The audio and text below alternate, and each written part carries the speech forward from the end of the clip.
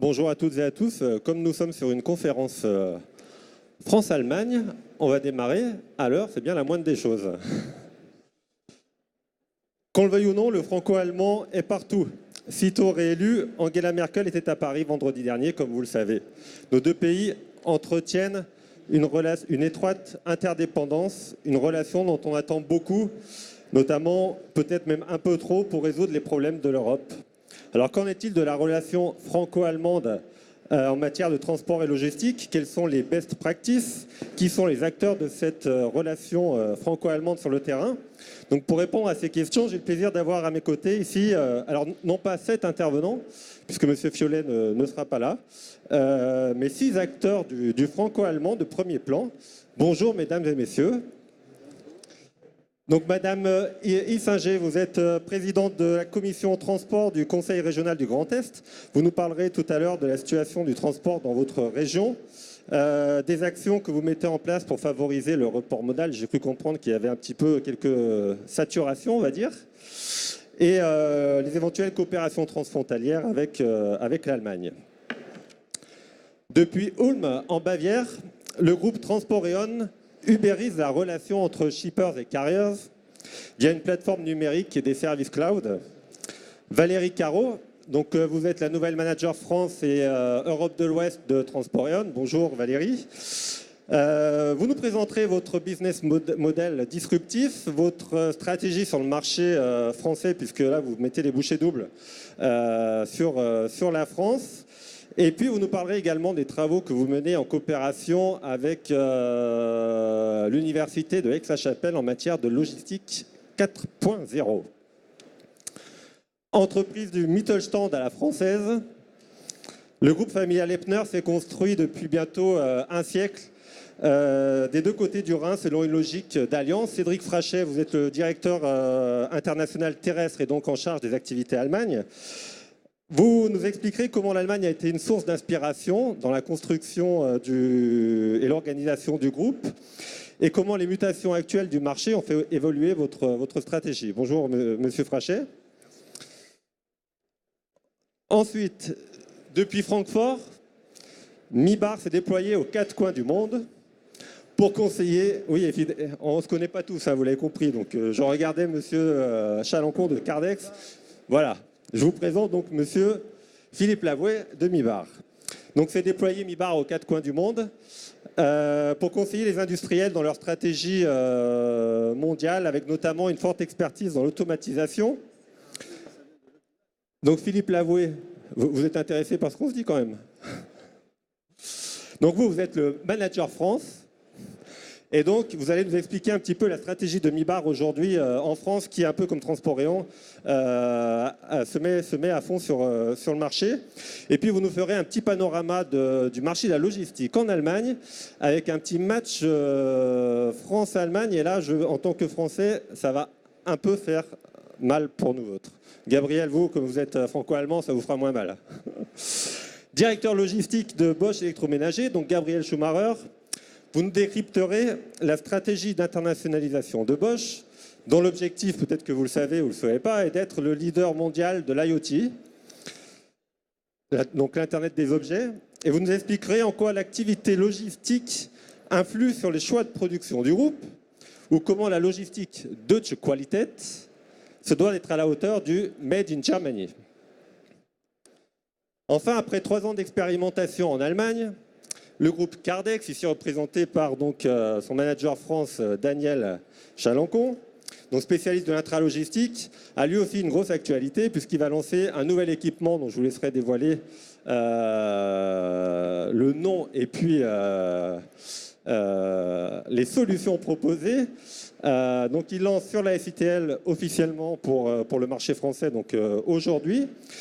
Et vous nous parlerez également de la stratégie d'innovation du groupe germano-suisse Cardex et donc de cette actualité.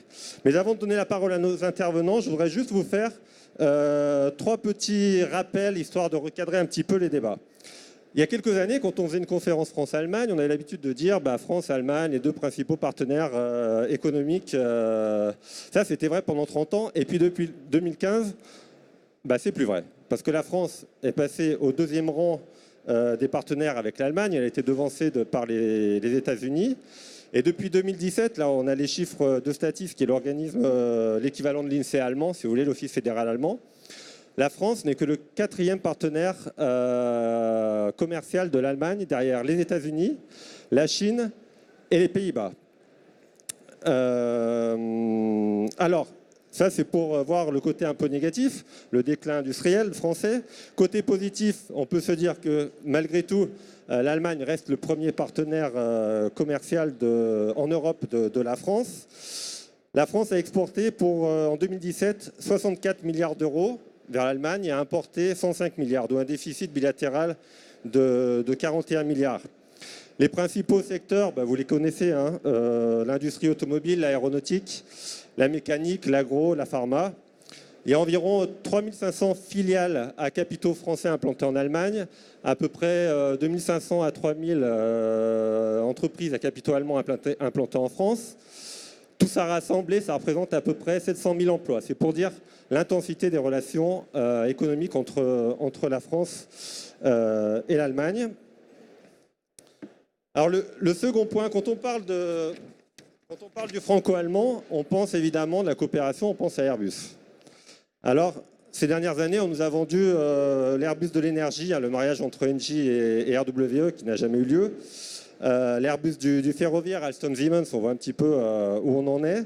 On parle même d'un Airbus de la batterie électrique. Alors moi, je me suis posé la question, mais finalement, est-ce qu'il existe un Airbus du transport et de la logistique pour cette conférence?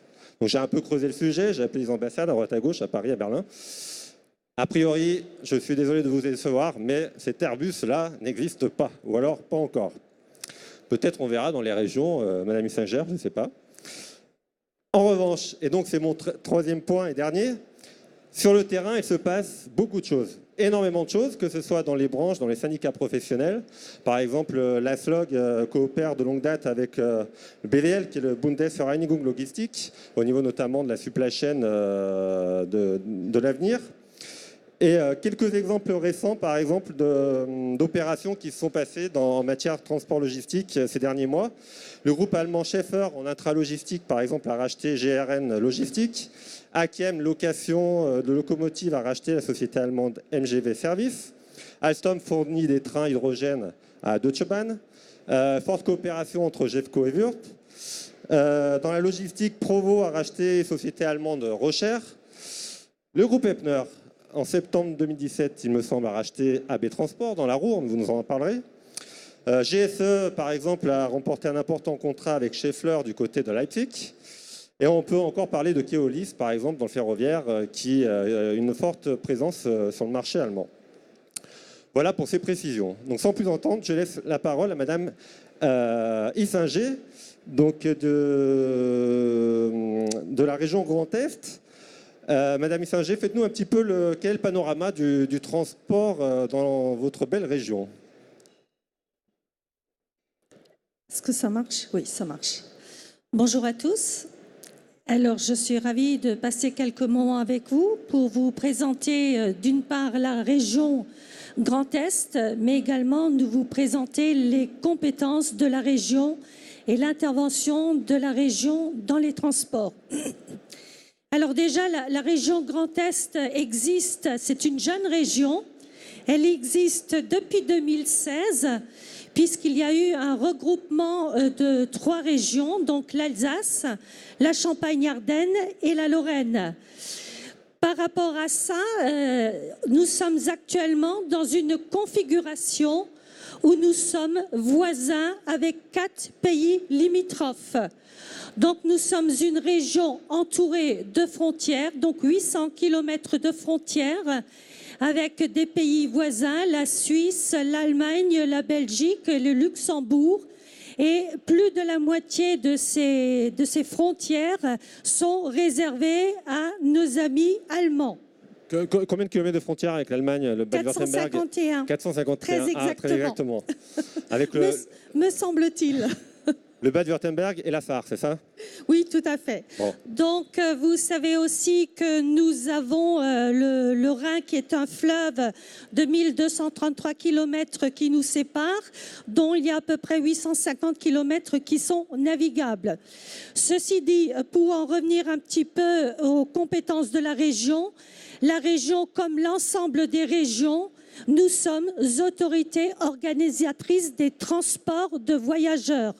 Donc, notre compétence principale en termes de transport, c'est le transport de voyageurs, à différencier de l'autorité organisatrice de la mobilité. Donc, à l'heure actuelle, on parle bien d'autorité organisatrice des transports. Alors, pour ce faire, où en est-on au niveau des coopérations avec l'Allemagne?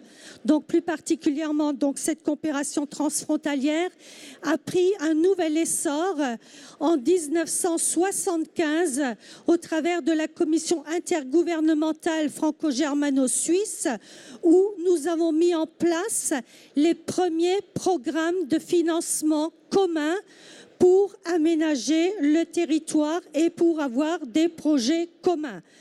Donc ça, c'est la première étape vraiment renforcée de la coopération Allemagne-France.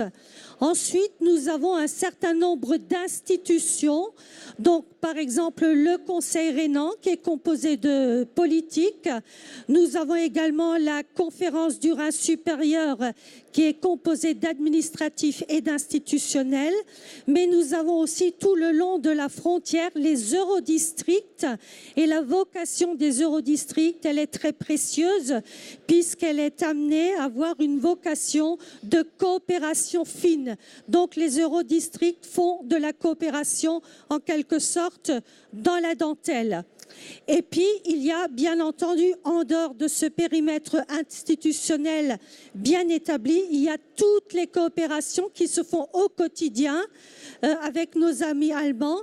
Et la dernière coopération dont je peux vous faire état, c'est au niveau du SRADET. Donc le SRADET qui est un schéma régional d'aménagement du territoire qui est obligatoire, qui a été rendu obligatoire au travers de la loi NOTRe. Donc nous avons un schéma de consultation qui nous sont imposés, franco-françaises, et bien entendu, tout naturellement, la région Grand Est a organisé également une réunion de concertation, un colloque avec l'ensemble des partenaires, l'ensemble des élus des pays limitrophes pour ce fameux aménagement du territoire.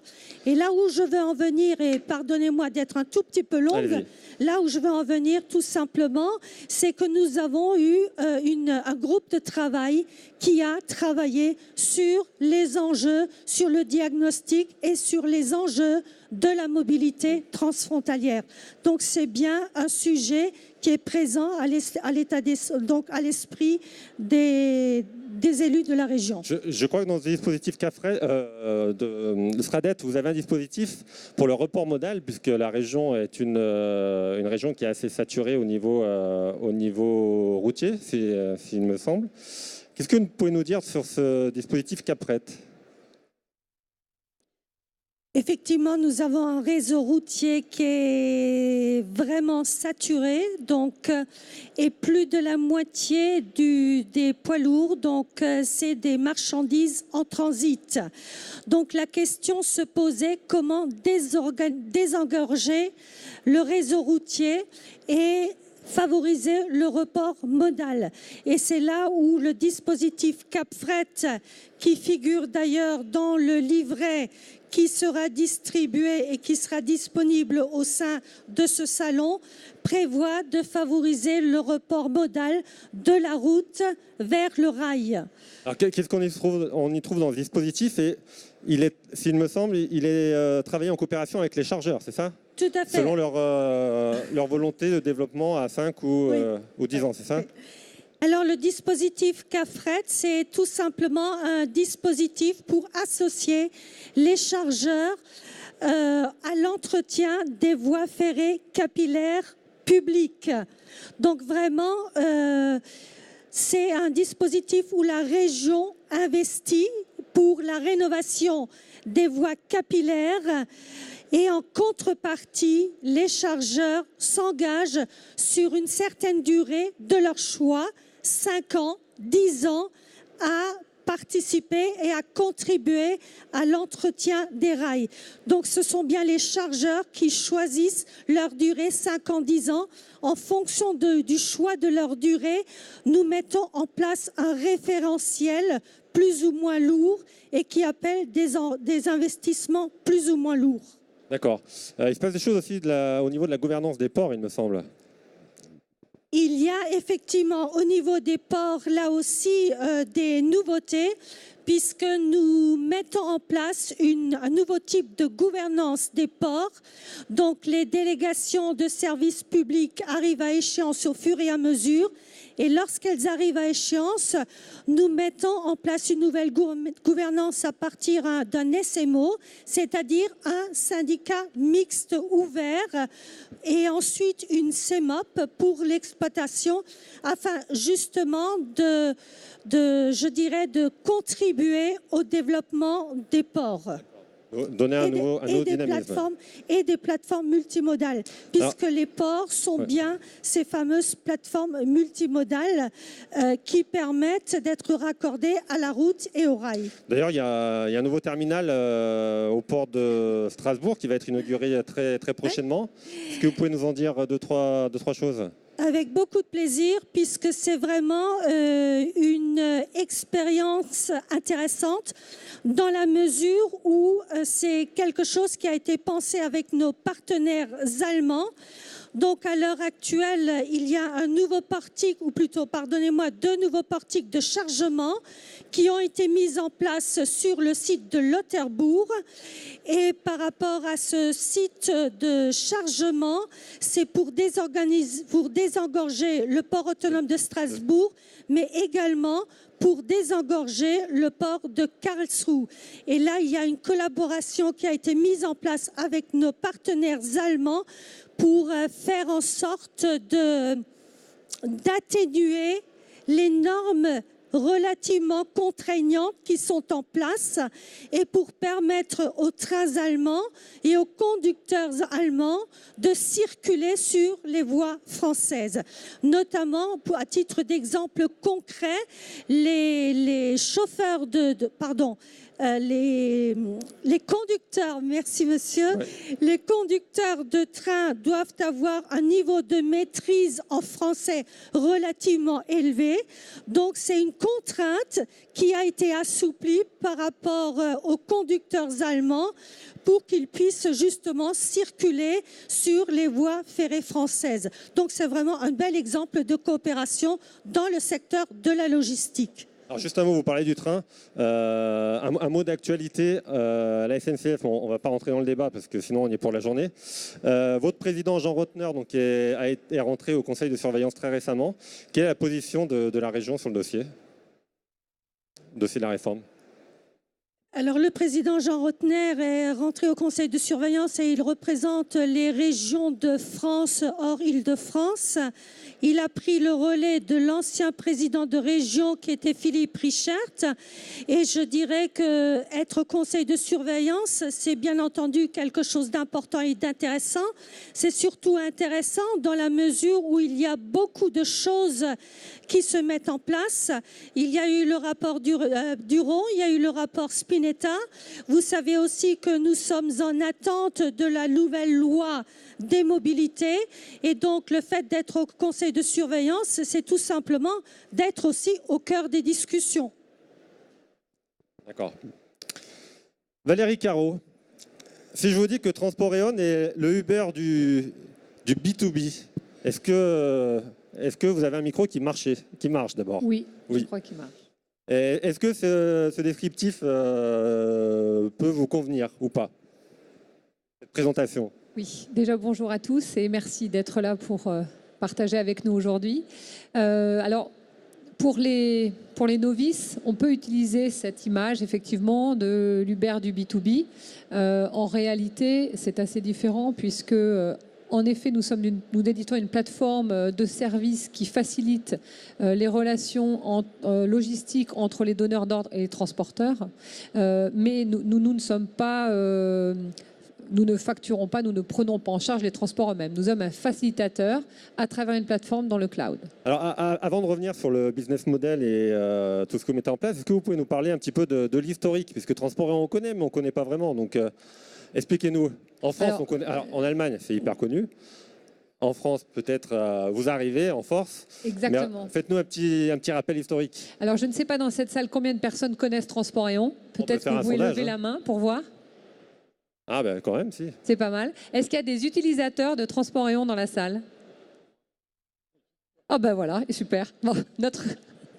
Bon, en fait, Transporeon, c'est une entreprise allemande, et monsieur, c'est une entreprise allemande qui a été créée il y a 15 ans maintenant, en Allemagne, à Ulm, par 4 jeunes étudiants donc allemands, qui se sont aperçus qu'en fait, dans la relation entre les donneurs d'ordre et les transporteurs, il y avait une problématique de charge de travail et de tâches répétitives administratives qu'on aurait pu automatiser. Donc, ils ont inventé effectivement cette plateforme qui permet aux donneurs d'ordre, de manière extrêmement simple, de faire parvenir leurs besoins de transport à leurs transporteurs et aux transporteurs de récupérer très simplement par un seul clic les transports qui leur sont assignés pour réaliser le transport. C'est la base. On va beaucoup plus loin par d'autres services, j'y reviendrai peut-être tout à l'heure. Donc l'idée, c'est simplement, en un seul clic, de pouvoir simplifier toute cette partie administrative qui était contraignante et longue et très chronophage, d'envoi de fax, d'envoi de mails, de coups de téléphone, pour s'assurer que derrière, les choses étaient faites correctement et que rien n'était oublié. Donc on digitalise, on simplifie et on optimise les processus. Combien d'utilisateurs aujourd'hui? Je crois avoir Alors, il me semble que la plateforme elle est en 25 langues, c'est ça? Exactement. Donc aujourd'hui, la plateforme, elle offre différents services, depuis l'aide aux appels d'offres pour le référencement des transporteurs par les clients, jusqu'à l'aide au suivi de la facturation, en passant par un nouveau module dont je parlerai peut-être tout à l'heure, de visibilité holistique. Effectivement, le nombre... On y reviendra, oui. Je vous laisse terminer. Exactement. Donc aujourd'hui, pour avoir un état du marché, nous sommes leaders dans ce domaine de la digitalisation des relations logistiques. Nous avons plus de 1000 clients différents qui sont connectés à la plateforme, 65 000 transporteurs, et chaque jour, nous avons 100 000 clics sur notre plateforme, c'est-à-dire 100 000 interactions pour réaliser des opérations de transport. Et effectivement, nos clients sont partis d'Allemagne, comme l'entreprise l'était au départ, mais aujourd'hui nous sommes présents dans le monde entier. Nous avons une base aux États-Unis, nous avons également une base à Singapour, et nous suivons en fait nos grands clients à travers le monde. Nos clients peuvent être des ETI, des grosses entreprises internationales ou européennes, dans des secteurs comme le bois, le papier, la construction, le retail, la chimie, l'acier. Donc des gros consommateurs de gros transports. Le produit, c'est intéressant, c'est une grosse différenciation également. Nous avons 25 langues accessibles, donc il y a de fortes chances que la langue dont le client a besoin et de transporteur ce soit déjà disponible. Tout à fait. Alors, grosse actualité, vous allez l'annoncer demain sur la SITL, mais peut-être qu'on peut en parler. C'est votre partenariat avec Sixfold. Alors, expliquez-nous. Vous allez proposer une solution de tracking des ordres de transport en mode plug and play, c'est ça? Oui, tout à fait. Ça veut dire quoi? Alors, aujourd'hui, à travers nos plateformes, le client, effectivement, de manière simple, est en relation avec son transporteur. Les opérations se passent de manière le plus simplement possible au niveau administratif. Ensuite, le transport se réalise, l'opération s'exécute et il y a à ce moment-là un manque de transparence sur le marché puisqu'on a des difficultés à savoir où se trouvent les camions. Le transporteur sait où est son chauffeur, mais le donneur d'ordre et son client qui attend la marchandise n'est pas forcément informé. Il y a des outils de télématique qui existent aujourd'hui, qui sont embarqués chez les transporteurs. Donc la brique Sixfold, l'offre Sixfold, c'est ce qu'on appelle la visibilité holistique, c'est-à-dire qu'on va s'interconnecter de manière très simple puisqu'on a déjà créé toutes les interfaces avec les systèmes télématiques des transporteurs et ces informations vont remonter dans notre plateforme. Ce qui fait que le donneur d'ordre BSH par exemple saura que le camion A va arriver à 11h30 plutôt que 11h chez son client final, par exemple une plateforme logistique de Carrefour, alors qu'aujourd'hui, c'est des informations qui souvent restent chez le transporteur. L'intérêt, c'est quoi? C'est le client donneur d'ordre a l'information en temps réel et surtout en cas de décalage ou de problème de trafic ou autre, il peut prévenir son client avant que son client ne s'inquiète de ce retard. Et ça, c'est de la satisfaction à la fin. Gabriel, vous confirmez là? Alors, c'est tout neuf, on ne l'a pas mis en place, mais l'idée, c'est quand même de pouvoir anticiper. C'est-à-dire que quand je vais apprendre qu'il va y avoir un retard, je vais pouvoir organiser ou faire organiser mes opérations logistiques en prenant en compte ce retard. Donc, on approche du mode prédictif de l'entrepôt. C'est quand même très intéressant.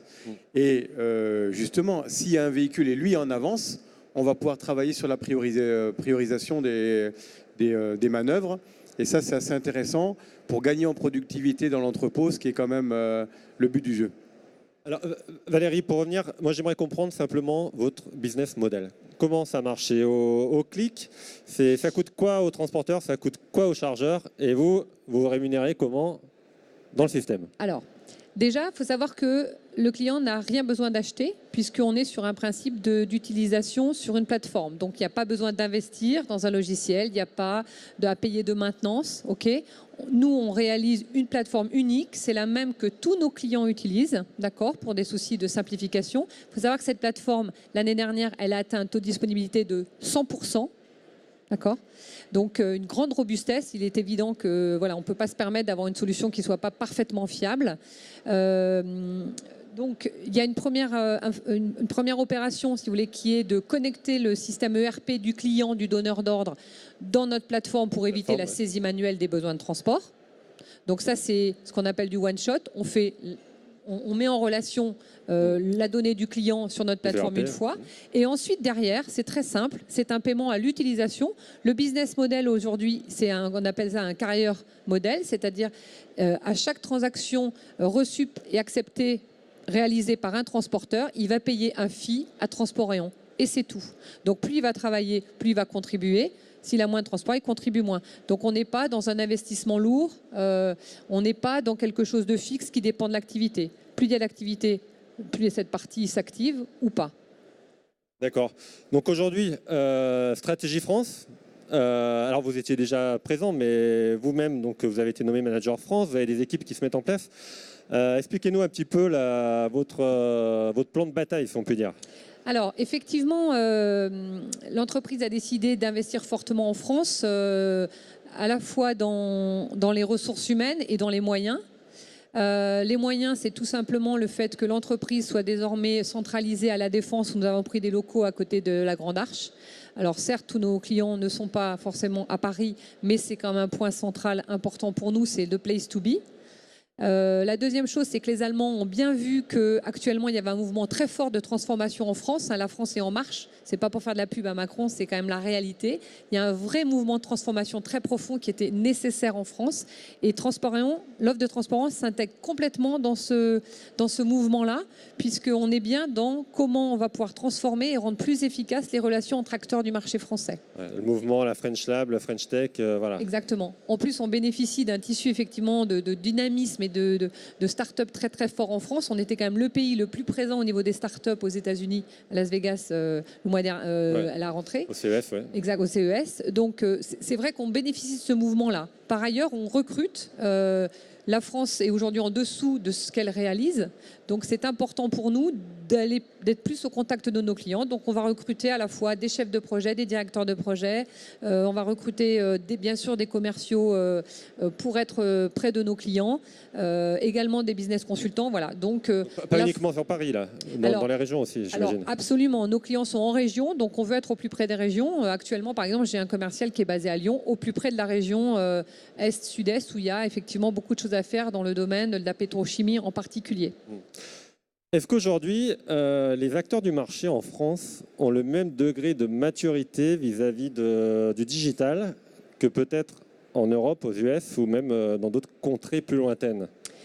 Alors, est-ce que vous n'êtes pas un temps en avant, en fait, par rapport à la maturité du marché? Alors, ce qui est certain, c'est que Transparent est en avance de par la technologie, de par maintenant le nombre de clients et l'expérience qu'on a dans l'ensemble des secteurs qu'on couvre, et aussi par rapport à la base client, c'est certain. Maintenant, on va au rythme de nos clients aussi. On apporte des solutions nouvelles. Si on développe le partenariat avec l'offre de Sixfold, c'est parce que les clients ont besoin de cette visibilité-là.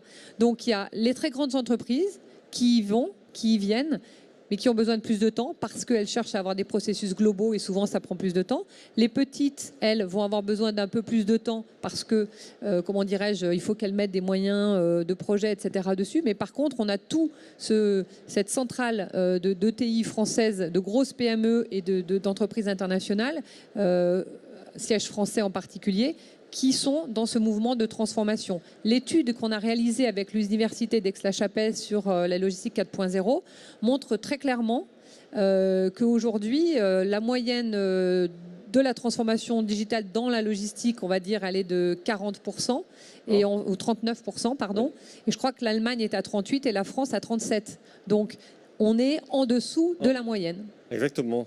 Et pour en avoir discuté avec le patron du B4MV, qui est le syndicat allemand à Berlin, Mario Hoven, à chaque fois qu'il intervient sur ces problématiques de digital 4.0, il rappelle, ce qui est un peu surprenant pour nos Français, on pense que les Allemands sont en avance, et lui, il rappelle le retard du Mittelstand sur ces sujets-là.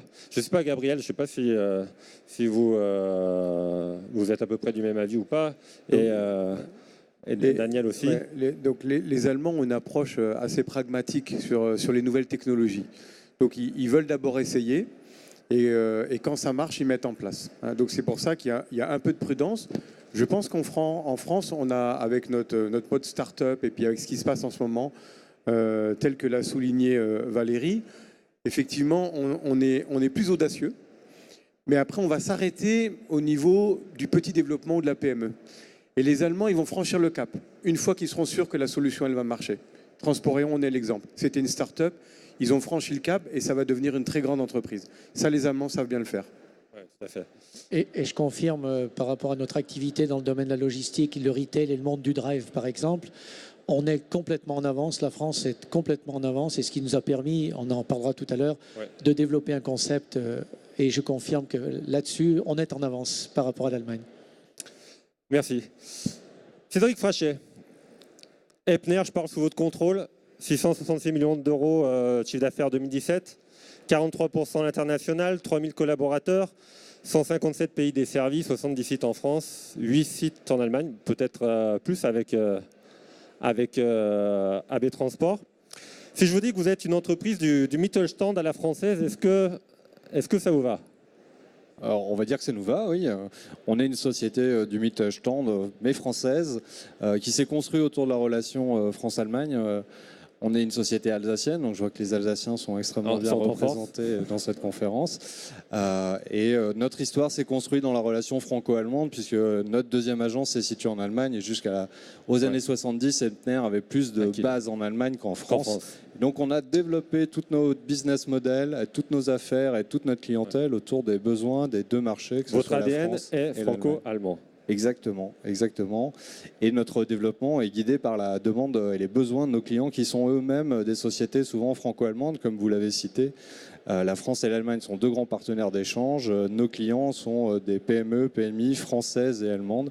Et nous avons construit notre développement autour de leurs besoins, leurs spécificités. Alors, j'aime pas trop comparer les deux modèles. Et le match France-Allemagne me déplaît me déplaît beaucoup parce qu'il y a des choses qui sont totalement différentes des deux côtés et qui ont attrait à la fois à l'organisation économique, sociale, culturelle. Il faut plus réfléchir dans une logique de complémentarité.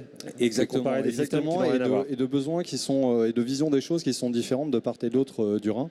Et si effectivement, peut-être sur des aspects logistiques, on peut avoir une certaine avance dans le déploiement des technologies, il y a aussi des points très positifs côté allemand, des collaborations qui sont peut-être un petit peu plus importantes au niveau des universités et des industriels, notamment dans la partie transport, parce qu'en matière de digitalisation et de coopération, on parle souvent de logistique, puisque c'est tous ces systèmes numériques qui avancent très très vite et toutes ces technologies, mais le transport est un des maillons essentiels de la supply chain.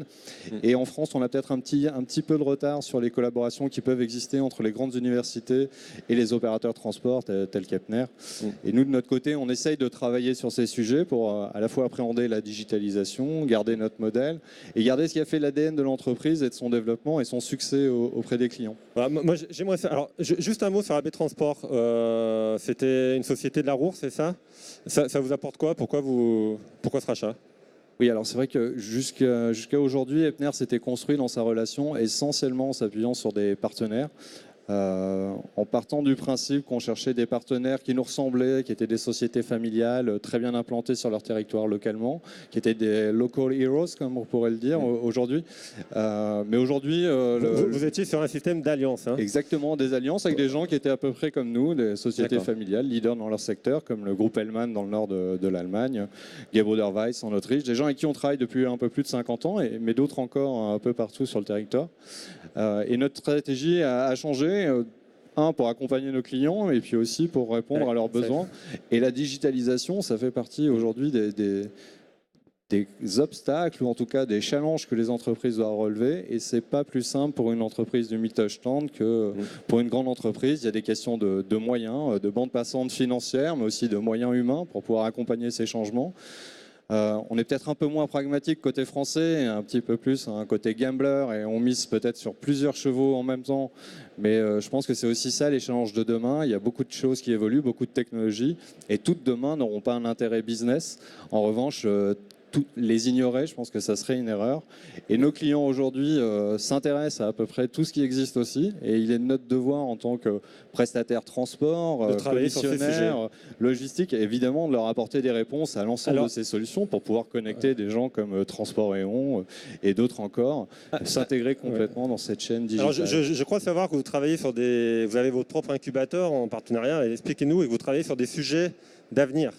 Oui, alors effectivement, on investit beaucoup sur la digitalisation du monde du transport, plus que de la logistique, mais vraiment sur la relation transport. Et on a un partenariat avec l'incubateur de la BNP, le Y, sur lequel nous avons travaillé avec une start-up sur l'intelligence artificielle, mais on a d'autres projets de plateformes collaboratives que nous développons à la fois avec des partenariats extérieurs, mais aussi de l'interne, nos équipes support, de l'IT, de la DSI, l'innovation digitale, notre PMO digital aujourd'hui qui est très actif au sein de l'entreprise sur 9 sujets divers et variés, qui vont à la fois des gains de productivité, de l'entreposage à la relation client. Tout ça s'explique aussi peut-être par le management de l'entreprise, puisqu'on sait que c'est Jean-Thomas Schmitt qui est un trentenaire, 4e génération, c'est ça? Dites-moi si je me trompe. Oui. Donc il y a aussi un regard un peu sur ces nouvelles technologies, plus de proximité, plus générationnel, non? On est une société jeune, on n'a pas encore 100 ans et on a des dirigeants beaucoup plus jeunes encore qui ont une vision à très long terme pour l'entreprise. Donc c'est une société familiale qui a l'intention de le rester. Effectivement, Jean-Thomas Schmitt est dans la trentaine, a plein d'idées et donne aussi une nouvelle impulsion à l'entreprise qui aborde ce changement de génération au sein de sa direction, mais aussi dans l'ensemble de l'entreprise, comme beaucoup de sociétés familiales. On a des collaborateurs qui sont avec nous depuis un grand nombre d'années, qui vont nous quitter massivement aussi dans les années à venir pour prendre une retraite bien méritée. Et donc tous ces nouveaux projets accompagnent aussi le renouvellement des générations, que ce soit à la direction générale, mais aussi dans nos agences et dans nos exploitations. Alors un mot quand même, on est sur le TRM, on est sur un marché en forte restructuration depuis 15 ans et Maurice et Arnam, même d'Entresangles, sont fait racheter. J'imagine que des propositions sur la table de Jean Schmitt et de Jean-Thomas Schmitt, il y a dû y en avoir un petit paquet. J'imagine, je ne partage pas ça avec moi. Comment vous expliquez que vous restez cette entreprise familiale indépendante? Une des dernières finalement. Oui, je pense que... À cette taille-là. On est toujours là, parce qu'on a su, je pense, amorcer tous les virages jusqu'à présent correctement et se positionner par rapport aux besoins de nos clients comme ils l'attendaient. Et que nos clients ont continué à nous faire confiance grâce à ça. Donc on n'est pas là par hasard. Donc ça, je pense que c'est un point important. Et si on a su garder notre indépendance aussi, c'est qu'on a su aussi s'attacher à garder cette indépendance, construire notre propre réseau national dès le début des années 2000 pour ne pas être dépendant des soubresauts qualité, banqueroute que vous avez pu tous connaître sur le marché du transport. C'est aussi aujourd'hui pour ça qu'aujourd'hui, on investit à nouveau par nous-mêmes dans des capacités de transport physique, que ce soit en Allemagne, aux Pays-Bas ou en Espagne, pour pallier aux contraintes immédiates de manque de capacité chronique sur notre marché, accompagner un peu plus nos clients là où ça a été notre succès, c'est-à-dire la proximité des points de chargement et des points de livraison, la capillarité dans notre réseau national, mais aussi la proximité auprès de leurs chargeurs, filiales, dans le sud de l'Allemagne, mais aussi en Allemagne, aux Pays-Bas. France-Allemagne, finalement, au niveau du TRM, c'est quoi? C'est une grande région. On fait du Paris-Stuttgart comme on fait du Paris-Toulouse, non? Je pense que c'est une évidence de se baser sur le France-Allemagne. Quand je vais voir nos clients, leur premier marché, c'est la France, le deuxième, c'est l'Allemagne. Quand je mets ma casquette de directeur général d'Epner Allemagne et que je vais voir mes clients en Allemagne, leur premier marché, c'est l'Allemagne, le deuxième marché, c'est la France. Epner alsacien, au cœur de l'Europe depuis toujours tourné vers ces échanges. Donc pour nous, c'est normal d'être présent sur ce marché et de continuer à investir pour garder à la fois une qualité de service, mais aussi une capacité en moyens techniques. Un mot sur la typologie des flux. On l'a dit tout à l'heure en introduction que cette forte relation. Aujourd'hui, quel est le marché du transport en Allemagne et quels sont les flux? On avait dit 610 000 colis par an entre France et Allemagne, c'est ça, non? Transportés. Ça, c'est les nôtres. Ça, c'est 600 000 envois entre la France et l'Allemagne que nous traitons. J'imagine qu'il y en a bien plus sur le marché et qu'on a encore une part de marché qui est dérisoire. C'est ce qui est formidable dans ce métier, c'est que même si on pense avoir une position importante sur un marché, il y a encore énormément de place, énormément d'acteurs, c'est encore extrêmement fragmenté et c'est difficile, je pense, de pouvoir qualifier le marché du transport, que ce soit en France ou en Allemagne, en quelques phrases. C'est très différent, on a des définitions des segments de marché qui sont différents et des organisations techniques qui sont très différentes, liées à la typologie de la clientèle, du fret, mais aussi l'histoire de la construction des réseaux de transport en général, pas uniquement des sociétés de transport. Avec le fédéralisme et puis le centralisme. Aujourd'hui, si on devait comparer vraiment le marché du transport, je pense qu'on est soumis tous aux mêmes contraintes aujourd'hui sur la capacité de fret, le besoin de transparence de plus en plus prégnant de la part de nos clients et l'immersion de nouveaux acteurs sur le marché, un peu plus digitaux, un peu moins physiques, qui viennent un peu modifier les codes de la relation client principalement, puisque jusqu'à présent, on fait quand même les derniers kilomètres avec un chauffeur et un camion et pas encore en véhicule autonome. Et l'actualité de ce matin nous montre que ça va prendre encore un peu de temps. Voilà, et on aura toujours besoin d'un camion à la fin. Avec ou sans chauffeur, mais pour l'instant... Et le chauffeur, je ne sais pas pour combien de temps encore, mais le camion, c'est sûr. Merci Cédric Fréchet. Philippe Lavoué, parlez-nous un petit peu de Mibar Consulting. Bonjour à tous. Mibar est une société effectivement d'origine allemande assez représentative. Dans les années 70, docteur Mibar, le titre de docteur est important. Oui, en Allemagne, oui, c'est important. Herr Docteur, a décidé de passer d'équipementier à entreprise de service pour se rapprocher beaucoup plus du besoin que de la solution tout de suite. Et a donc monté sa société de conseil d'ingénierie pour faire ce qu'on appelle en France la maîtrise d'œuvre et ailleurs l'ingénierie. Aujourd'hui, c'est une société atypique. C'est, diraient mes collègues, la plus petite multinationale du monde, dans le sens où nous sommes 350 consultants et ingénieurs, mais partout, en Amérique latine, sur 5 pays, aux États-Unis et au Canada, et puis en Europe, en Pologne et en Espagne, et on va donc développer, et on développe la France, l'Angleterre et le Benelux, et puis du monde en Arabie saoudite et Dubaï, histoire de changer un peu d'air, et ensuite à l'extrême, oui, monsieur. Alors pour bien comprendre, votre métier, c'est quoi? Mibar, vous faites quoi? Voilà, merci. Et donc notre métier, c'est à la fois du conseil, études de réseau. Il y a une présentation, si elle se déclenche, c'est parfait. Voilà.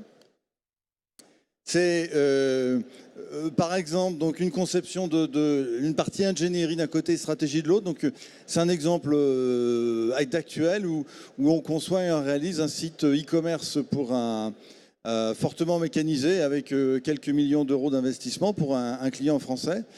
Et là, on apporte notre expertise, comme vous le voyez, d'indépendance par technologie.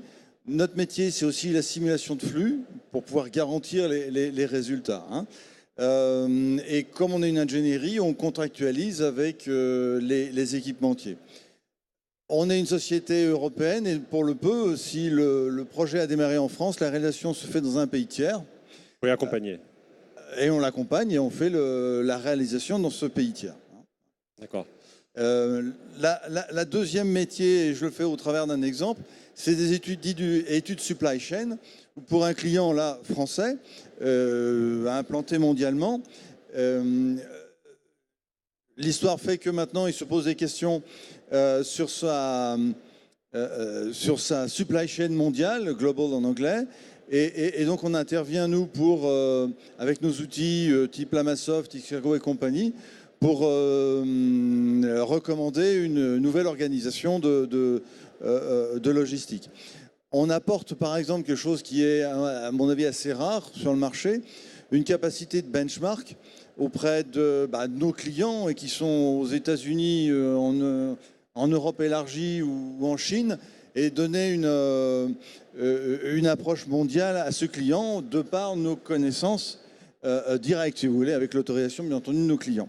Voilà. Et on a également une capacité, quand on a ces études, d'implémenter nos préconisations. On va réaliser aux États-Unis, par exemple, une optimisation un peu en marche forcée suite au premier constat. Donc on n'est pas simplement de l'étude supply chain, mais aussi de l'implémentation. Voilà. Ce qui fait notre particularité et notre présence en France, je pense, marquera le marché. D'accord. Lorsqu'on a préparé un petit peu la conférence, vous m'aviez dit qu'un de vos points forts, c'était l'automatisation des process. Oui, l'Allemagne, les Allemands ont beaucoup investi sur l'automatisation. Les champions actuels des équipementiers sont allemands ou autrichiens. Et donc, on a une très forte compétence en mécanisation sur des machines assez grosses. D'où d'ailleurs notre nombre de personnes et également notre volet simulation de flux où il y a 10 personnes qui tournent à plein et si vous voulez venir, il y a encore de la place, on cherche du monde pour faire de la simulation de flux. D'accord. Un mot sur votre stratégie France. Notre stratégie France, elle développait donc le marché. On a un joli démarrage, donc on va continuer, c'est d'embaucher et de présenter au marché français donc des équipes pour moi plurinationales. Il serait très dommage de rester franco-français, mais au contraire de faire bénéficier le marché français les compétences de mes collègues espagnols, allemands et ailleurs. Ne restons pas franco-français, restons très ouverts. Moi, c'est mon idée en fait pour développer le marché français. D'accord. Je crois que vous nous avez préparé un petit panorama de la logistique en Allemagne. Voilà, vous m'avez demandé des choses. Donc mes collègues allemands nous ont préparé ça pour une comparaison de la logistique entre la France et l'Allemagne. Comparaison, elle est géographique. Vous connaissez l'Allemagne avec son fédéralisme et la France par son massif central au milieu autour duquel on tourne. L'Allemagne correspond quand même à 25% du marché européen. La France, 12% d'après les sources BVL. À discuter parce que qu'est-ce qu'on met dedans. Et pour arriver à 60% du marché, il faut regrouper donc 6 pays. Donc la France, l'Allemagne, l'Italie, etc. Vous voyez des chiffres sur 2017, des chiffres sur le secteur immobilier, on est aussi dans des éléments. Et puis, on parle d'attractivité, mais là, on parle de choses tellement générales, macroéconomiques, d'infrastructure ou de valorisation. Mais bon, en tout cas, dans notre base de données, on a cette valorisation de chacune des zones. On compare la France et l'Allemagne. Bon, la France, géographiquement, à part l'Alsace et le Grand Est, est au bout de l'Europe. L'Allemagne est en plein milieu. Et les tendances de fond sont quand même à une centralisation de la logistique et du business sur l'Allemagne et l'Europe de l'Est. L'Europe de l'Est, parce qu'on est tiré par l'Europe, par la route de la soie, on est tiré par la Turquie. Et je pense que le challenge de la France, ça va être plutôt de travailler sa façade atlantique et autres qui est son point fort. Hein, voilà. Donc c'est des choses importantes, les grandes tendances qu'on trouve. On voit peut-être bien l'impact du fédéralisme versus centralisme français sur ce slide. Sur ce slide-là, ouais. Exactement. C'est vous qui faites défiler ou c'est la personne Non, c'est moi, on m'a donné le bouton pour faire défiler, mais Faites défiler alors. Je fais le défilé, alors on fait le défilé. Quelques chiffres par rapport au marché et l'économie de la logistique. En Allemagne, vous voyez que c'est quelques centaines de milliards d'euros et un certain nombre de millions d'employés. C'est juste après l'automobile, tiens donc. Et ça correspond, comme vous voyez, à une part importante du PIB, 8%. En France, les chiffres sont entre 4 et 12%, donc je pense en comparaison, ça serait 6% à peu près. D'accord. Je vois qu'on est sur des chiffres 2014, 2017, 2018, on est sur les mêmes tendances? Oui, parce que de ce que l'on voit, le marché de la logistique allemand suit l'évolution du PIB. Donc on va rester sur un 235, maintenant on doit être à 250 en fonction de si on parle de la logistique, si on parle du transport ou autre. Les éléments forts de l'Allemagne sont, comme Mibar, en plein dans la globalisation. Il n'y a pas de peur d'aller à l'extérieur, comme je le perçois ici en France. Et parce qu'aussi il y a une puissance industrielle qu'on connaît bien. Cette force du Mittelstand qui exporte et qui est envié le Made in Germany, envié partout dans le monde. Voilà, les Cardex, les Karcher, qui deviennent des noms de fabrique. Le risque de l'Allemagne tient sur deux choses. Un, qu'elle se porte bien, c'est-à-dire qu'elle va avoir du mal à trouver des ressources et des employés. Et puis deux, il faut vraiment qu'elle bosse son infrastructure parce que voilà, elle garde ses sous pour elle. Mais il faut vraiment qu'elle bosse son infrastructure routière et compagnie. Parce pourtant, le gouvernement français n'a de cesse de lui rappeler qu'il faut investir en Europe. Voilà, votez pour Angela, à nous Français. Donc en résumé, le point faible, c'est les infrastructures. Oui, je pense que c'est ça. J'ai préparé des slides, mais je ne sais pas si vous voulez tous les passer. On peut passer un peu rapide peut-être dessus. Là, c'est l'appréciation logistique où vous voyez des champions. Il y a vraiment des champions en Allemagne qu'on n'a pas forcément en France, avec un gros Deutsche Post. Et beaucoup de petites entreprises. Epner est un exemple.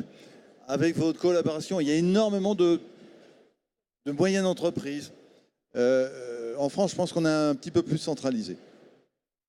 Pour le transport routier, on a à peu près la même chose, un peu plus centré sur DB, bon voilà. Et puis sur les contrats air et mer, là on a les gros, Kuehne+Nagel, et ils profitent pleinement de la puissance exportatrice de nos collègues outre-Rhin. Alors vous me demandez de faire un comparatif, c'est pas moi, c'est la Banque mondiale, voilà.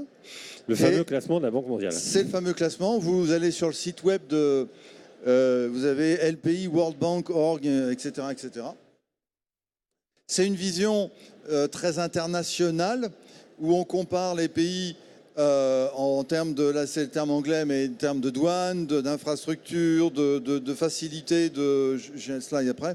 Facilité de commerce, on va dire. Donc, effectivement, l'Allemagne, elle est devant. La France est 16e. Alors, il y a un truc que je n'ai pas bien compris dans le classement, c'est que le Luxembourg est le 2e. Alors, j'ai beaucoup de respect, vous aussi, mais je n'ai pas bien compris. Mais ceci étant, je ne pense pas qu'il faut regarder à la virgule près, mais je pense que la France, il n'y a aucune raison qu'elle fasse... qu'elle soit dans le top 5, top 6, il n'y a pas de raison. Elle est capable. On a toute une bonne infrastructure. Simplement... Et ça, c'est un peu des retours de mes collègues espagnols, allemands, ils n'osent pas trop, mais en me disant, mais qu'est-ce que vous êtes compliqué en français? On est beaucoup plus simple, nous, en Espagne, on contacte des clients, voilà, on va faire du business avec vous, ça marche bien. En France, il faut faire des salam alek. Donc, on retrouve ça, on est un pays un petit peu compliqué et on pourrait, je pense, simplifier la vie et gagner des points comme ça, vraiment gagner des points. Y a-t-il des sujets sur lesquels on peut vraiment s'améliorer, nous, Français? Mais peut-être que c'est une question transversale à... Est-ce que, vous êtes d'accord avec ça? Et deux, en quoi on peut, nous, Français, s'améliorer sur certains sujets? Il est clair qu'en termes d'entrepôt et d'infrastructure, moi, je n'ai jamais compris pourquoi en Espagne, on peut avoir 18 000 mètres carrés sans mur coupe-feu, uniquement avec une détection sprinkler, et que ça gêne personne au niveau législatif espagnol, et ils sont très près de la sécurité, et que nous, on se cloisonne à des 6 000 mètres carrés. Alors maintenant, la nouvelle législation des entrepôts classés, elle est en train de bouger un peu, mais il a fallu beaucoup de temps. Et du coup, on perd en attractivité sur les grands entrepôts. alors qu'il y avait beaucoup de choses à faire pour être des centres de distribution européens. Et l'Allemagne, ce virage, elle l'a fait. Et elle a de vrais centres de distribution européens. Et quand je vois que les Pays-Bas sont aussi 4e, ils ont aussi une vocation à de centres de distribution européens. Alors justement, Gabriel, ça tombe bien que vous preniez le micro parce que le prochain, c'était vous. Présentez-nous un petit peu Bosch Électroménager. Oui, alors d'abord, Bosch Électroménager, c'est 63 000 personnes dans le monde et le troisième fabricant français allemand d'électroménager au monde et le premier européen. Et on fait partie du groupe Bosch. Et le groupe Bosch, c'est 400 000 personnes, 78 milliards d'euros de chiffre d'affaires et 7,5 milliards d'investissement. Bosch, c'est une fondation. Donc nous, on est actionnaire de BSH, enfin de Bosch, de BSH, donc depuis février 2015, où Siemens a vendu la moitié de ses actions au groupe Bosch. C'est un colosse. Et quand on parlait de mondialisation ou de globalisation, les Allemands arrivent à faire des entreprises de taille mondiale. Alors justement, est-ce que vous pouvez nous décrypter un petit peu la stratégie d'internationalisation de Bosch pour bien comprendre? Quand les Allemands mettent des filiales en place, quand elles s'externalisent, généralement, il y a toujours à la tête un Allemand. Si je prends l'exemple de BSH, on a plus de 45 usines dans le monde. Chaque patron d'usine est allemand. Et donc, on va garder la structure, on va dire, de management, et le service qualité de l'usine est allemand. C'est-à-dire que le produit qui va être fabriqué partout aura le même design en termes de qualité. Et donc, les Allemands... Ça c'est pas propre à Bosch, c'est propre à l'Allemagne, c'est propre aux entreprises allemandes. Alors, chez BSH, je sais que les patrons d'usine sont allemands. Chez Bosch, c'est différent. Mais on va garder la maîtrise de la qualité d'un bout à l'autre de la chaîne. Je dirais, quand les Français, on va dire, essaient de globaliser leur entreprise, ils vont beaucoup déléguer. Ça, c'est aussi notre tradition culturelle, notre tradition colonialiste. On va dire, on va donner le pouvoir aux locaux. C'est pas mal d'un côté, mais on risque de perdre un peu du contrôle. Les Allemands ne le font pas. Ça, c'est clair. Un mot sur les processus de décision, justement.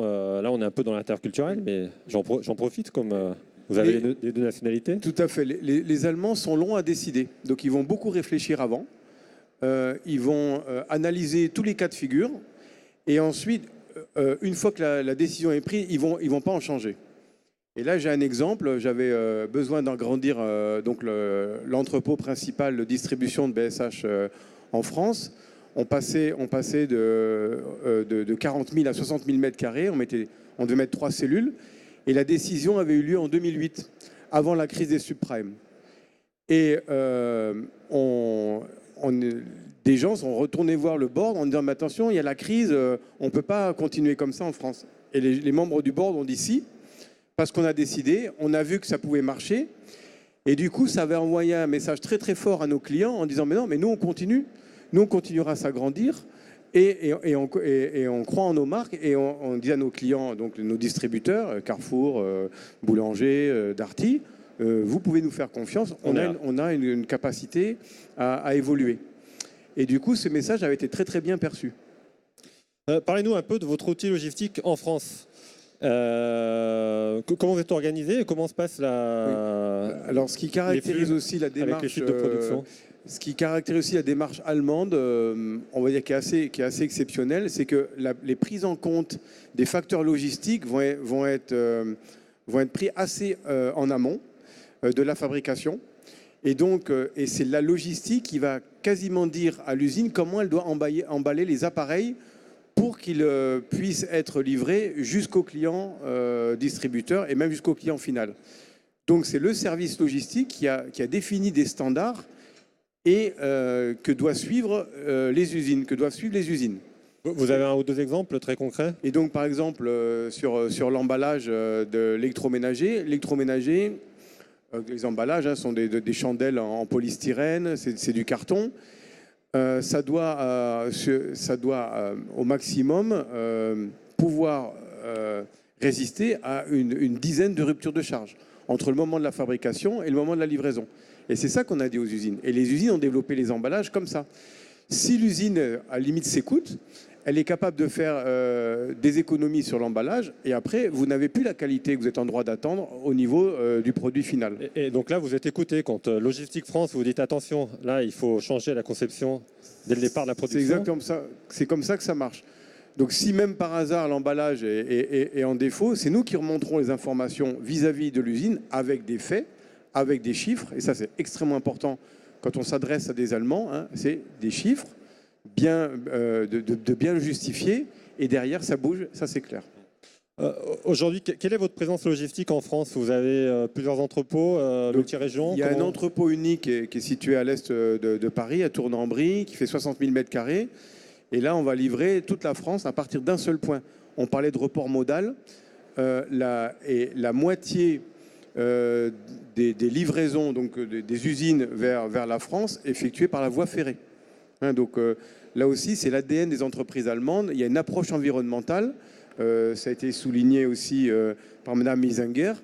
Et cette approche-là et cet accompagnement environnemental, on va le privilégier chaque fois que possible. Vous privilégiez le combiné rail-route. Hein. Et toutes nos livraisons pour le sud de la France, donc 20% de nos livraisons sont aussi faites en combiné rail-route, au départ de l'Île-de-France. Donc ça demande des structures multimodales. Les Allemands ont bien réussi à le mettre au niveau de l'Allemagne, hein, dans leur ville phare. En France, c'est un peu plus difficile de bâtir la structure multimodale. Et c'est pour ça que la région parisienne, elle est attractive pour ça aussi, parce qu'il y a des capacités de report modal. Dans les facteurs clés un petit peu dans votre logistique, donc, la qualité, on en a parlé, le report multimodal. En termes de RSE, de social, qu'est-ce que vous faites de particulier? Oui, donc là aussi, l'approche, on va dire, qui est tournée sur le social, c'est aussi une approche allemande, même si parfois on a parlé d'emploi à 1 euro, etc. Mais ça, c'est quand on veut dire, jeter le bébé avec l'eau du bain. Ouais. Hein. L'approche allemande, elle est aussi basée sur la sécurité. Elle est basée sur la volonté aussi d'accompagner les gens. Et alors, un exemple déjà au siège social, en Bavière, il n'y a pas de chômage. Donc même un collaborateur qui ne parle pas allemand, il est embauché du moment qu'il parle anglais et du moment qu'il veut apprendre l'allemand. Et donc c'est incroyable. Et donc les gens qui sont mobiles en Europe et qui veulent avoir un métier, ils peuvent aller en Bavière et ils trouveront du travail. Ils peuvent aller en Allemagne, ils trouveront du travail. Moi, l'approche que j'ai faite sur la région parisienne, où on a du mal à trouver des emplois logistiques, c'est que j'ai créé mon propre centre de formation. Et donc j'ai pris des gens qui étaient plus à Pôle emploi, qui étaient au bord du chemin, des gens de la diversité, des seniors, et je les ai intégrés à un cursus de formation de niveau CAP, niveau 5, avec un accompagnement de l'AFTRA, l'Association française du transport et de la logistique, pour pouvoir avoir les caristes dont j'avais besoin. Et ça, c'est une approche qui a beaucoup plu, effectivement, au sein de Bosch. Mais ça, c'est parce que vous avez cette envie humaine, j'ai envie de dire, de le faire, ou c'est parce que c'est aussi la philosophie de l'entreprise? C'est moi, mais moi, je suis un biculturel. Je suis un franco-allemand. Donc, j'ai une approche, on va dire, double face du business. D'accord. Vous parlez d'interculturalité. Pourquoi des fois ça ne marche pas? Pourquoi des fois les Allemands se plantent en France et les Français se plantent en Allemagne? Alors, à un moment donné, Valérie Carreau, je vois. Quand un Allemand et un Français restent sur leur position, on a vu ce que ça a donné. Hein, il y a eu plus d'1,5 million de morts de chaque côté et chacun ne bouge pas de sa tranchée. Donc l'histoire, elle va montrer que si on ne se parle pas, si on ne fait pas chaque fois des compromis l'un vers l'autre, on n'avance pas. Mais chaque fois qu'on peut faire des compromis, on a des résultats. Donc, si on veut travailler effectivement avec des Allemands et vice-versa, il faut être dans l'approche de compromis, dans l'approche d'écoute, de bonne analyse et toujours basé sur des faits, et on arrive à avoir de très bons résultats. L'ambition de Bosch est d'être le leader mondial de l'IoT. Comment ça se traduit dans vos métiers, dans la data, la prédictivité, tout ça? Alors ça, c'est très important. Donc, le groupe Bosch est en train de faire un virage énorme. Et vous avez entendu parler, se désengager du diesel, se désengager des énergies fossiles. Et donc, on a des exemples d'Allemands qui ont disparu, Kodak par exemple, hein, et d'Allemands qui ont survécu. Donc l'idée, c'est de survivre. Et donc, l'idée, dans cet appareil, par exemple là, de passer de la position celle-là ou celle-là avec mes appareils, c'est la technologie Bosch qui est à l'intérieur. Donc, dans pratiquement 80% des smartphones, il y a une technologie Bosch. Et donc, on a cette technologie dans les véhicules et on a la voiture connectée, Smart Car. Nous avançons sur la Smart Home, sur les appareils électroménagers qui sont connectés. Et on va aussi aller sur la ville intelligente, Smart City, c'est-à-dire la ville connectée. Alors, le smart entrepôt de Bosch, à l'horizon, peut-être, ou peut-être même dès maintenant. C'est une étape qui va venir. C'est une étape qui va venir. On avance sur la logistique 4.0. Donc, il y a des projets, effectivement, de connecter tout ce qui est à l'intérieur d'un entrepôt logistique, et notamment les chariots, qu'ils soient tous connectés. Et de pouvoir, par exemple, ralentir automatiquement quand il y a une zone dangereuse, ou de pouvoir, ou qu'ils soient identifiables sur des tableaux, et de connaître en temps réel la position de chaque élément à l'intérieur de l'entrepôt. Ça existe déjà? Alors ça existe déjà, oui. Sur la localisation. Maintenant, l'ultime on va dire de l'entrepôt intelligent ou d'entrepôt connecté, c'est d'être en mode prédictif. Exact. Ma voiture, elle va m'annoncer, avant que je le voie, le bouchon, et va me donner un itinéraire. L'entrepôt en mode prédictif, c'est que les informations que je vais amener à l'intérieur de mon logiciel va permettre de me donner des solutions pour que mon entrepôt puisse continuer à fonctionner, ou pour l'optimiser, ou pour le rendre plus productif. Un mot sur le... Il y a un site dont on parle souvent, c'est Mondeville. Qu'est-ce que vous faites là-bas? Parce qu'il est assez précurseur. Alors, Mondeville a pris un virage, effectivement, par rapport aux anciennes technologies. Et du coup, abrite maintenant des startups, et notamment une qui est très célèbre, pour les enceintes de Vialet. Elles sont fabriquées sur le site de Mondeville. Et donc, on va dire, la technologie qui est à l'intérieur et le savoir-faire du groupe Bosch dans cette usine, qui était une usine traditionnelle et qui fabrique, on va dire, des cartes mères pour l'automobile. Il y a toute une série de petits ateliers de technologies additives, donc d'imprimantes 3D, de montage d'enceintes de très haute capacité, et qui va abriter des startups et va essaimer. Et ils ont aussi développé la technologie des vélos avec des batteries électriques, et ils l'ont développé, ils l'ont mise au point, et ensuite les Allemands, de manière très pragmatique, ont mis cette usine-là en Roumanie pour la fabrication et pour avoir des coûts tout à fait attractifs sur le marché. Mais le savoir-faire, il est parti de France. Et donc ça, c'est la capacité aussi aux Allemands de nous faire davantage confiance. Et c'est ce que Valérie a souligné tout à l'heure. Il y a un virage qui se prend en ce moment. Et un exemple, c'est que le patron de Bosch Monde était venu en 2015 visiter la France. Il avait vu le président de la République, il avait dit il n'y a pas grand-chose à faire. Mais il est revenu en 2017 et il a dit il y a beaucoup de choses à faire en France. C'est depuis qu'on peut faire la chasse à courre, c'est pour ça, non? Pas du tout, il était à Versailles. Il avait été invité à Versailles, et il avait discuté. Le grand congrès, oui. Il avait discuté longtemps avec le président de la République, et il a été conscient. Et du coup, à Rodez, où il y a ce virage qui doit être pris parce que ce sont des injecteurs diesel, les Allemands ont mis plusieurs millions d'euros, et vont mettre plusieurs millions d'euros. 14, c'est ça, non, il me semble. Tout à fait, ouais. pour que le virage soit pris et pouvoir se tourner vers des nouvelles technologies. D'accord. Daniel Chalancon, donc directeur général de France de Kardex. Alors, Kardex, c'est qui? C'est quoi? Qu'est-ce que vous faites? Alors, Kardex France, nous appartenons à la division Kardex Remstar, c'est 1400 personnes, donc c'est une société suisse-allemande, cotée en bourse à Zurich, 2 usines en Allemagne et 300 millions d'euros de chiffre d'affaires. Kardex France, bien entendu plus modeste, 71 personnes et 22 millions d'euros de chiffre d'affaires. Donc nous sommes aujourd'hui dans l'automatisation, concepteurs, fabricants et opérateurs de mise en place de solutions automatiques. Vous êtes dans l'intralogistique. Nous sommes dans l'intralogistique. Alors en fait, c'est la première fois que nous venons sur cette expo. Pourquoi? Parce que jusqu'à présent, nous avions une gamme de produits, on va dire, connus, reconnus. J'espère que tout le monde connaissait le produit et la marque Kardex. On peut faire un test, hein? Oui, bah, tout le monde va lever la main, je pense. Tout le monde connaît Kardex, oui. Ah si. Voilà. Non, effectivement, pour venir à cette exposition intralogistique, il fallait vraiment venir avec une nouveauté. Ça a été notre volonté, ce que disait Gabriel Valéry, moi travaillant depuis 25 ans avec les Allemands, ça fait maintenant 7-8 ans qu'il y a vraiment un vrai changement, c'est-à-dire que les Allemands sont à l'écoute de leur filiales, collègues, succursales.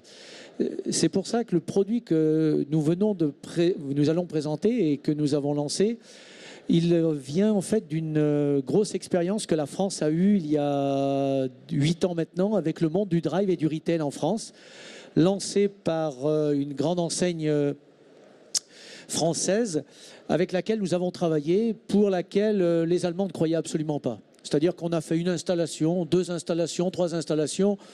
Ils se sont dit... ça marchera pas. Ça marchera pas. Et puis après de quelques millions d'euros d'installation, ils ont dit bon, on va écouter les Français, ça peut marcher.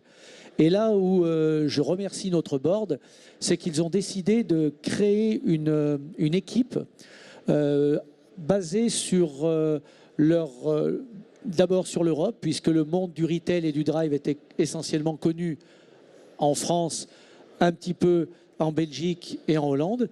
Et du coup, on a fait une session de travail, plusieurs sessions de travail, où l'Allemagne a mis à disposition sa R&D, a mis à disposition toute son expérience et expertise de l'automatisation, puisqu'il faut savoir qu'en France, l'automatisation, en Allemagne, pardon, existe depuis 20 ans.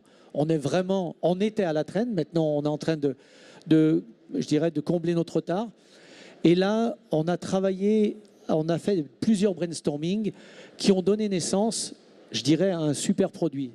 C'est quoi ce produit? C'est avec la méthode et la stratégie allemande, c'est-à-dire on ne veut pas fabriquer un produit spécifique, on veut rester dans une standardisation, mais une standardisation avec de la nouveauté. Et basé sur ce concept-là, on a développé un produit qui s'appelle le LR35, qui est un mini-load. Alors la technologie du mini-load est connue depuis des années. On ne se compare pas du tout au monde des gens qui sont présents ici, les collègues de Domatic, Vanderlang ou autres. On est vraiment Kardex, c'est-à-dire qu'on a défini un concept de machine où là, et c'est ce qui fait vraiment la spécificité, c'est qu'on offre la possibilité aux PME, PMI de s'automatiser avec un système très performant.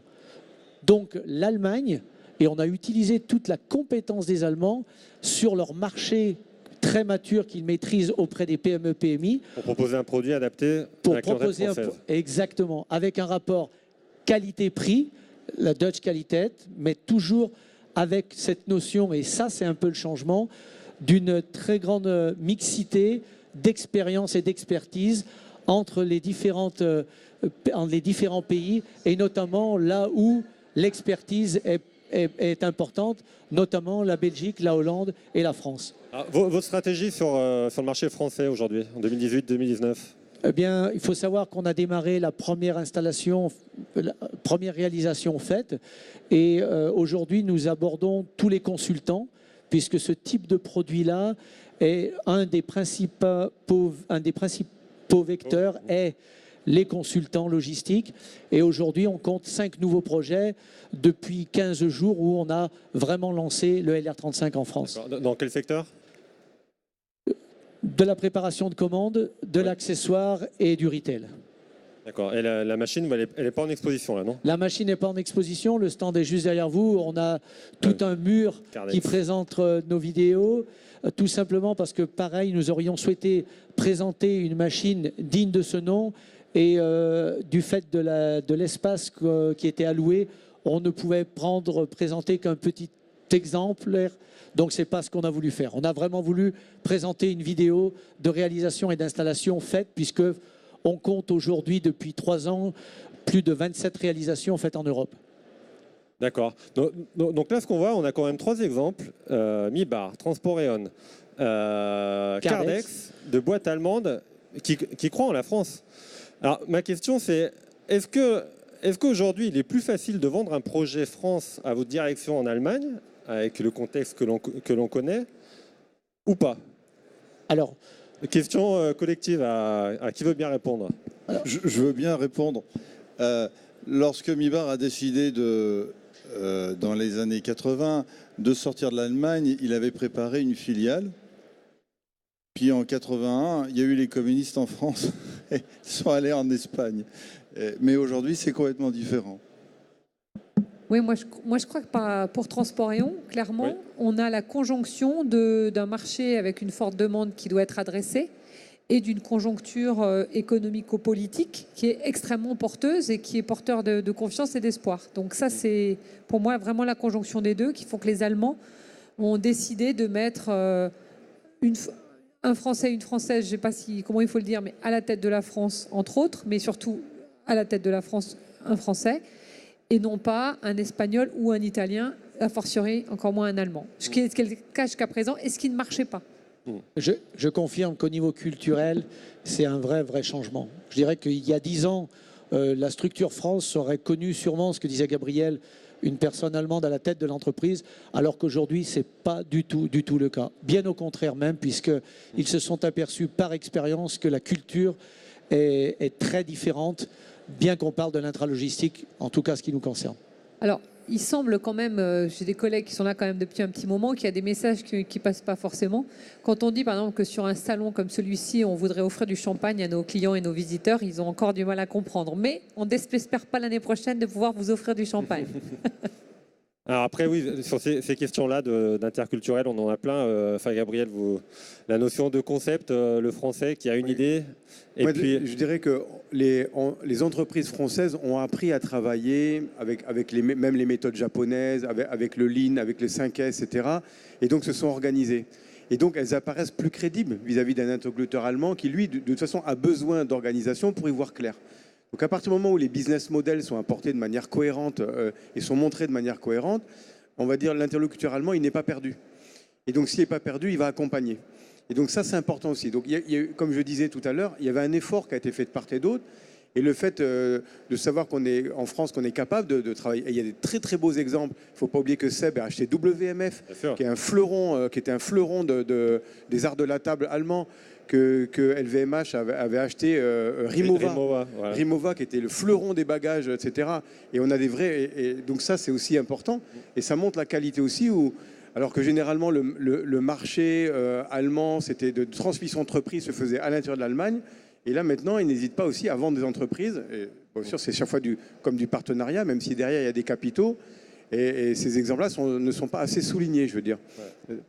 Madame Finger, Cédric Frachet, dans vos relations, vous, en Allemagne, quand vous allez voir des partenaires dans le bas du Württemberg ou dans la Sarre, par exemple, où il y a une stratégie, Frankreich Stratégie, est-ce que le regard de nos amis allemands sur la France a changé ces derniers temps ou pas?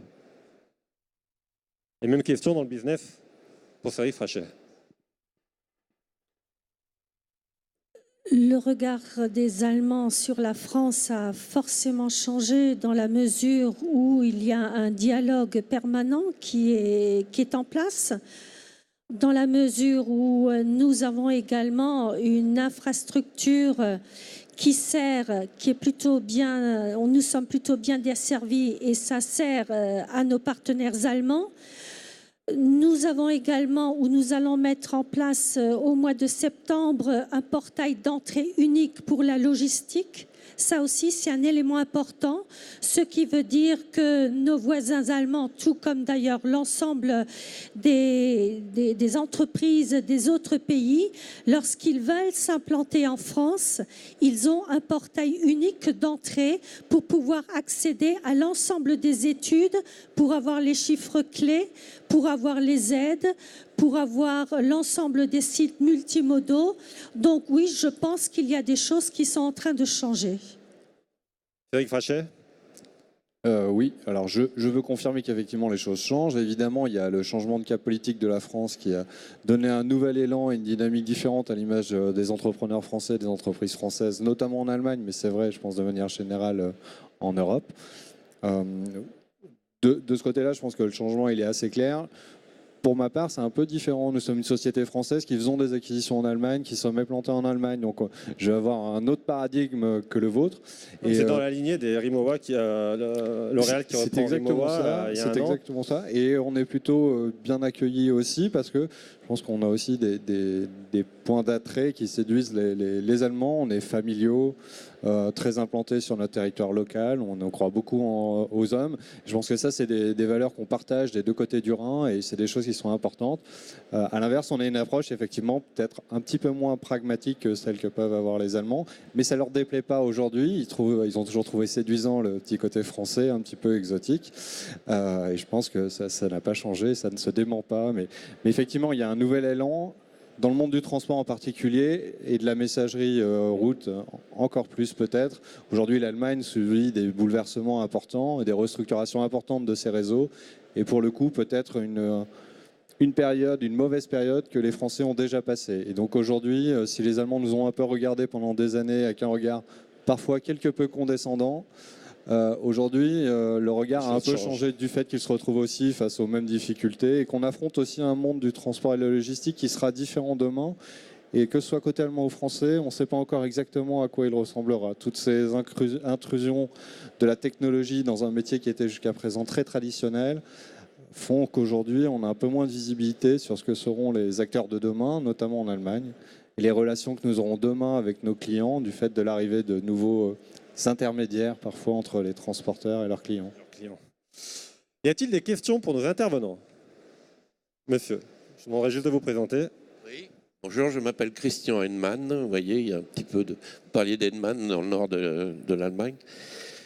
Vous indiquez que la France est en train de rattraper son retard dans pas mal de domaines. Il y en a un quand même qui est important, c'est celui du poids des ETI.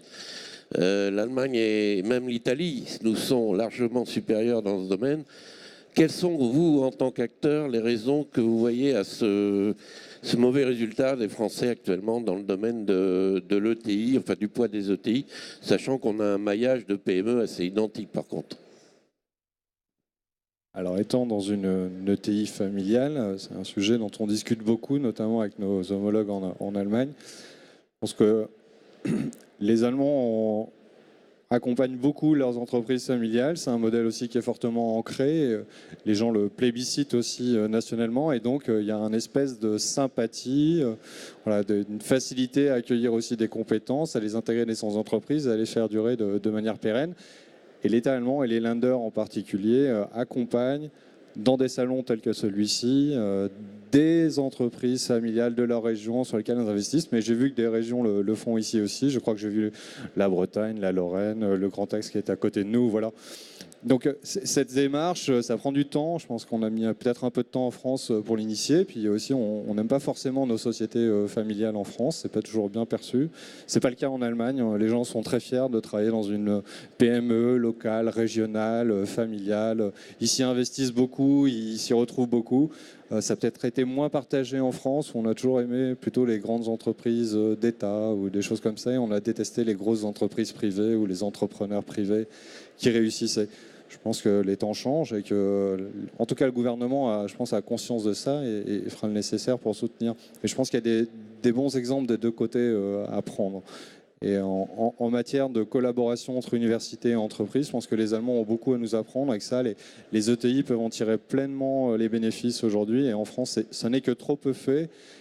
Mais le tort sont largement partagés des deux côtés. Je ne jette pas la pierre uniquement aux entrepreneurs. Daniel. Alors justement, pour répondre à votre question, on rencontre maintenant, il y a un vrai changement au niveau de l'aéronautique, qui est pour nous un très très gros client.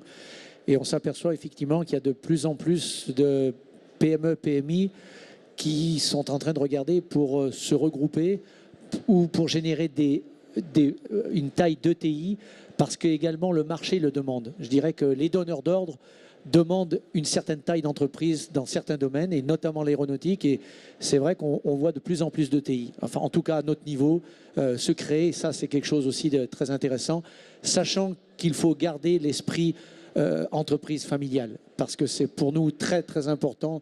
On le voit avec nos clients, avoir cette taille d'entreprise suffisante pour permettre d'aller chercher des marchés importants, mais avoir un état d'esprit et une organisation et un pouvoir de décision qui reste vraiment proche de ce que l'on peut rencontrer dans la PME-PMI.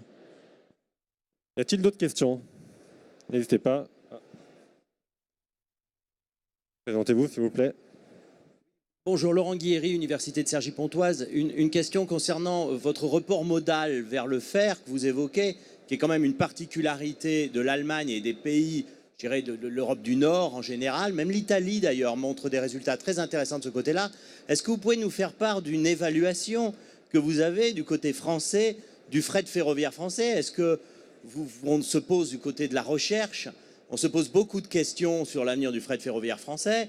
Est-ce que ça bouge? Est-ce que vous voyez des choses avancer? Est-ce que vous pouvez nous donner une petite évaluation je peux bien du fret répondre. ferroviaire français? Je Merci. peux bien répondre, c'est pas compliqué. C'est qu'en 2008, j'ai déréférencé SNCF Fret. Alors je les adore, mais à un moment donné, ils n'étaient pas au résultat. Et donc, du coup, j'avais profité de la fin du monopole de fret pour pouvoir mettre en place la solution Eurocargo Rail et Deutsche Bahn. Et donc, du coup, j'avais besoin, moi, d'une mission rendue entrepôt. Et donc, eux l'ont fait et SNCF Fret ne voulait pas le faire. Donc, c'est clair. Et donc, à un moment donné, il faut que les mentalités elles changent. Notre continent, c'est l'Europe. Notre pays, c'est l'Europe. On est le partenariat France-Allemagne, il est là.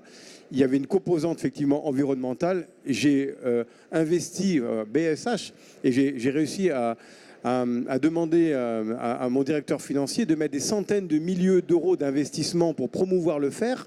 Et derrière, j'avais une compagnie ferroviaire qui ne voulait pas livrer. Et à un moment donné, c'était quand même, la solution n'était pas tenable. Ensuite, sur la partie effectivement livraison France, on utilise la gare fret de Valenton. Donc là, on est bien situé. Et donc, il faut qu'il y ait aussi des infrastructures. Alors, ça a été signalé pour Grand Est, des infrastructures qui sont en place. Il faut que l'État accompagne. Je peux décider de livrer toute la France au milieu de la France. Je mets quelque part au sud de l'Allier. C'est le barycentre de la France, mais je n'ai pas de report modal. Et donc, du coup, je suis bloqué. Et si un jour vous êtes curieux et que vous allez en Allemagne et vous allez à Würzburg et vous voyez le port fluvial de Würzburg, mais c'est une tuerie. Il y a autant de conteneurs pratiquement qu'à Gennevilliers. Et donc là, il faut promouvoir et il faut que l'infrastructure, elle suive de manière à justement avoir cette image environnementale qui est hyper importante. Et cet accompagnement. Madame Issinger, vous voulez dire quelque chose? Oui, en fait, c'était tout simplement pour adhérer totalement à ce que disait M. Schumacher. Nous avons besoin d'une infrastructure capillaire fret qui soit en bon état. Or, à l'heure actuelle, notre réseau est en grande difficulté du fait du choix de l'État, tout simplement, qui a misé ces 3 dernières décennies sur l'investissement des grandes lignes. Donc, le fret capillaire est vraiment, je dirais, est en mauvais état.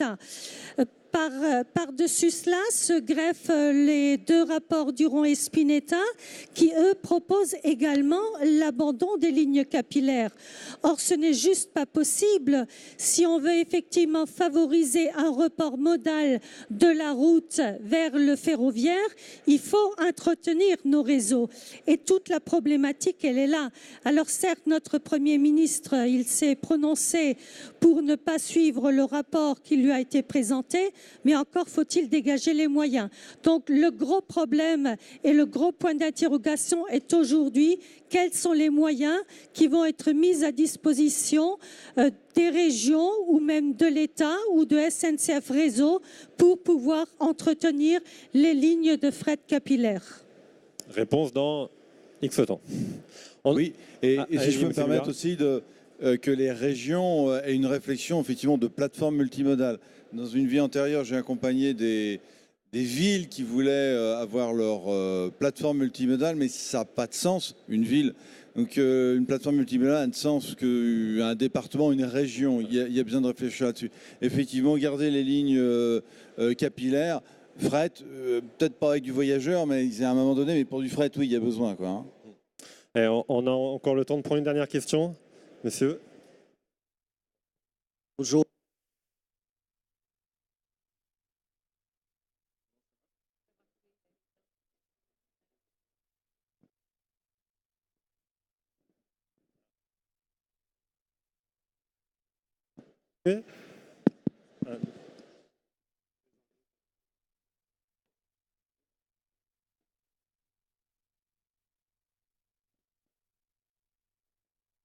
Je m'appelle Alexandre Kudravtsev de l'INSA de Strasbourg et ma question est suivante. Concernant le plateforme multimodale, comment est-ce que vous estimez l'impact du changement climatique sur la navigabilité du Rhin et notamment les périodes des basses eaux? Comment est-ce que ça va impacter le transport? Valérie Caro, vous voulez répondre? Alors, je ne peux pas du tout vous répondre, mais la réponse m'intéresse. Elle intéressera beaucoup de gens si quelqu'un arrive à la donner. Il n'a jamais aussi plu. Il ne faut pas faire attention aux saisonnalités parce que de toute façon, il faut faire attention. Le Rhin, c'est un vrai cordon ombilical. On peut parler aussi de la notion de gateway avec la Seine ou la Tamise pour Londres. Ce sont des cordons ombilicaux qui vraiment sont aussi notre avenir. Et notre capacité effectivement à pouvoir faire de la barge et à faire du transport, c'est notre avenir. Du coup, cette solution, il faut la rendre pérenne. Que ce soit qu'il y ait un problème climatique ou pas, ça serait une grosse erreur de ne pas utiliser ces cordons ombilicaux à leur juste mesure, du fait qu'effectivement, on a un transport qui est propre et qui va à la vitesse du fleuve. Et donc, Aropa le fait bien. Je connais moins sur la partie rhénane, mais vous avez parlé du port de Strasbourg. Mais la force du Rhin est de ne pas avoir besoin d'écluses. Et c'est pour ça qu'il y a des basses eaux, parce qu'il n'y a pas de retenue. Maintenant, on peut contacter Evian pour mettre un peu d'eau dans le Rhin de temps en temps. Non, il faut garder le Rhin, et puis si dans 50 ans il n'y a plus d'eau, il faudra faire des éléments d'infrastructure. Je vous remercie à toutes et à tous. J'invite les représentants qui ont des stands, peut-être si vous avez des questions, vous les voir en tête-à-tête. Cardex et stand là, voilà. Transporéon, là-bas. Vous n'avez pas de stand? Mibar, combien B24? Et Epner? Combien vous avez dit? L55 par là-bas. Voilà, je vous remercie à tous et à tous et bon salon. Merci.